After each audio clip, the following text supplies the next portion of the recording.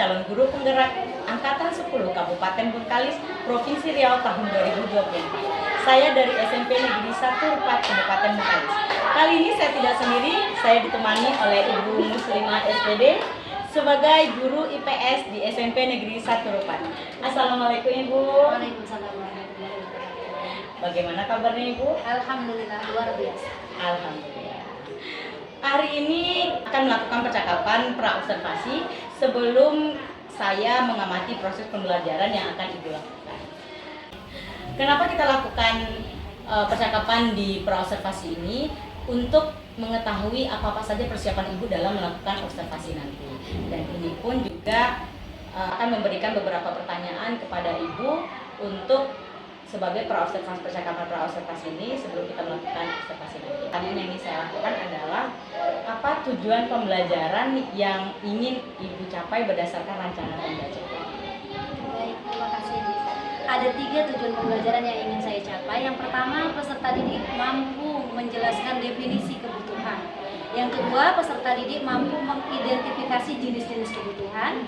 Dan yang ketiga, peserta didik mampu menganalisis faktor-faktor yang mempengaruhi kebutuhan.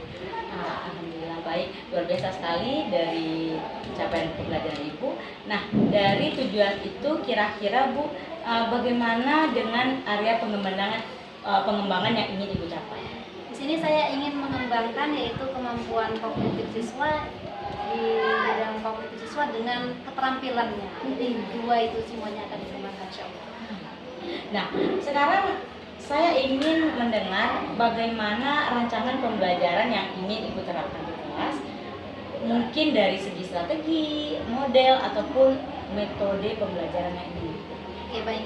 Perencanaan saya akan melaksanakan pembelajaran ini dengan menggunakan metode problem based learning (PBL), di mana diawali saya melakukan apersepsi, kemudian sesudah presensi dan berdoa apersepsi dulu kan pelajaran minggu yang lalu. Kemudian saya awali dengan ice breaking video pembelajaran. Jadi materi ini saya sajikan dalam bentuk video pembelajaran. Nanti siswa akan menyimak, memperhatikan, dan bagi yang belum paham juga boleh bertanya pada sesi ini. Kemudian sesudah itu siswa akan saya bentuk menjadi 4 kelompok, masing-masing beranggotakan 5-6 orang kelompok. Kemudian saya berikan permasalahan di situ, ada kasus, mereka memecahkan dalam bentuk kasus itu ada pertanyaan yang harus mereka jawab. Jadi mereka berdiskusi. Sesudah itu mereka akan mempresentasikan hasil diskusinya hanya diwakili oleh beberapa kelompok, tidak semua, bisa jadi 2 kelompok atau 3 kelompok. Kelompok yang lain akan menimpali karena hasil diskusinya kadang-kadang kan tidak sempurna. Jadi apa yang belum ada di kelompok satu itu kelompok lain boleh menyempurnakan. Sesudah dipresentasikan, terakhir adalah saya membuat sebuah untuk pemahaman mereka lebih lanjut. Saya membuat menerapkan sebuah metode TGT, Team Games Turnamen, yaitu ada 4 kelompok juga. Saya tempel di papan tulis medianya. Kemudian mereka berbaris, masing-masing kelompok itu bersama-sama menjawab, satu persatu maju ke depan menjawab pertanyaan. Jika tidak bisa menjawab, mereka mundur digantikan oleh siswa kedua. Begitu seterusnya sampai semua pertanyaan terjawab. Kemudian saya kasih waktu 10 menit atau 15 menit. Kalau misalnya waktu sudah habis, kita lihat nanti berapa pertanyaan yang terjawab. Nah, kelompok yang paling banyak menjawab dan paling banyak benar, nah itu adalah sebagai kelompok yang kita anggap sebagai kemampuan belajarnya sudah memahami materi yang seperti itu. Dan di akhir pembelajaran nanti juga mudah-mudahan cukup waktunya akan dilakukan post test untuk mengukur kemampuan individu. Strategi yang sangat menarik ya Ibu yang akan Ibu terapkan di dalam pembelajaran di kelas nanti. Berarti Ibu menggunakan model pembelajaran based learning, adanya metode diskusi, tanya jawab, serta penugasan.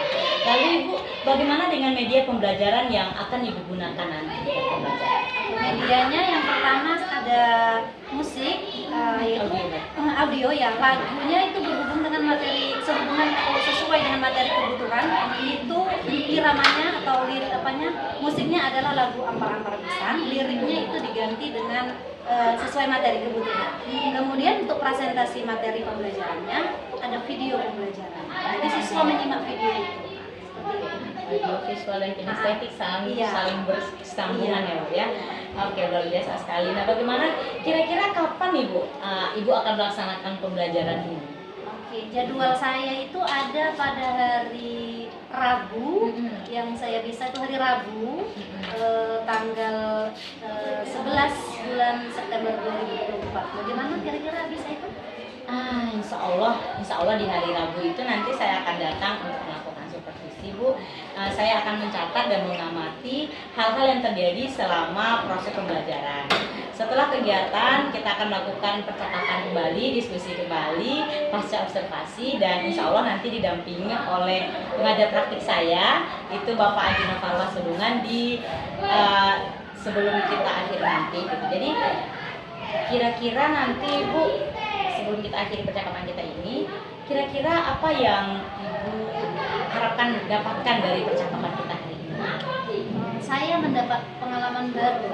Jadi ternyata untuk memperoleh siswa atau menghasilkan siswa itu berprestasi, berani mengungkapkan pendapat, itu banyak metode yang bisa kita terapkan. Jadi dengan adanya kegiatan supervisi itu membuat saya belajar, berlatih, menerapkan metode-metode lain. Selama ini mungkin saya masih pakai metode biasa, ceramah, catat buku sampai habis dan sebagainya. Jadi dengan adanya supervisi ini atau coaching ini, saya menjadi tertarik untuk belajar, mempelajari dan berusaha untuk menerapkan, walaupun hasilnya mungkin belum maksimal karena baru tahap belajar. Insya Allah pelan-pelan kita akan berusaha menjadi guru yang terbaik untuk anak-anak kita ya. Nah, terima kasih Bu atas waktunya. Kita akan bertemu lagi nanti di observasi kelas dan percakapan nanti pasca observasi. Terima kasih banyak Ibu. Sama. Assalamualaikum warahmatullahi wabarakatuh. Sampai ketemu kembali kita di observasi dan pasca observasi. Assalamualaikum warahmatullahi wabarakatuh.